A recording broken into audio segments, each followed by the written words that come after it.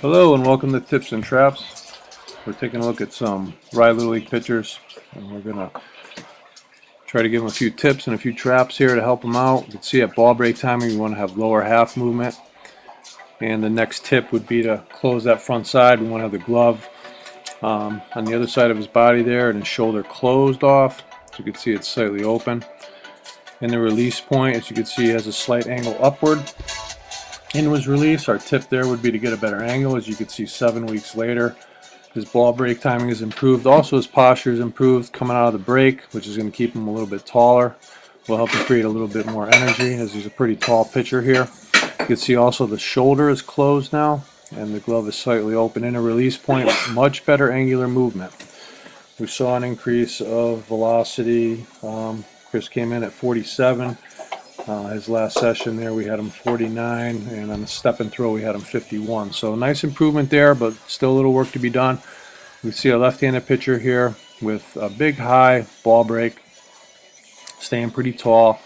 Could use a little bit higher leg kick. So tip here would be to again increase the lower body movement before ball break.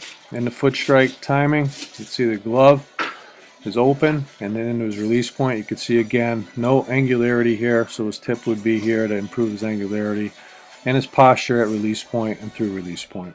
See him 7 weeks later, looks like he's pulled it off. Looking at ball break, you can see now his weight's on the inside part of his foot.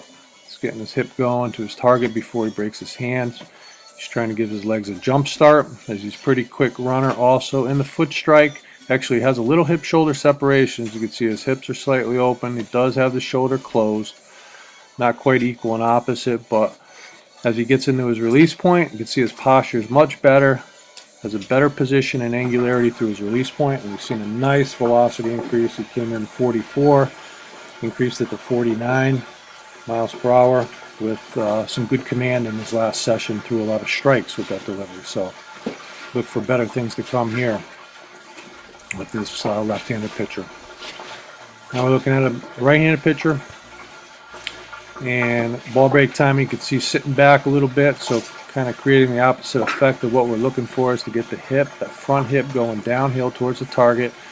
He recovers a little bit and gets into foot strike, but he's late and his glove is flying to his right side there. It should be on the left side with his shoulder, and then he's got the upward angular movement. So tips here would be to increase his angular movement, increase his timing of his front side and ball break. As you can see, a slight increase in the ball break timing is now he looks even, although he's dropping straight down on it.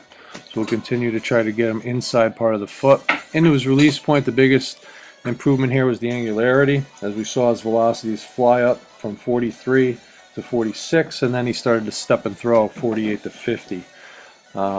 As you can see, the upward angle there, and now a little better angle on his throw. Again, this is all healthy and safe. These kids are learning to use their bodies much better, and we're seeing the increase in velocity.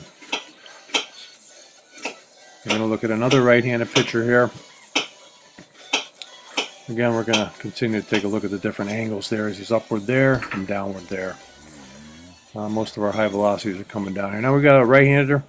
You can see the upward rotation again. The classic tip here is again to increase the improve the posture and increase the angularity. Ball break timing, again slightly back on his back heel, so our tip would be to improve that. And then you can see that posture off at release point is looking straight uphill. 7 weeks later, you can see the improvement as he tries to get down through his head, staying down, slightly better angle. Ball break timing now looks to be getting on the inside part of that foot, so nice little improvement there. That's the tip. And as he comes off, his head comes off slightly, but not quite as bad as 7 weeks ago. So nice improvement here. We saw 43 to 50, even a 55 on step and throw.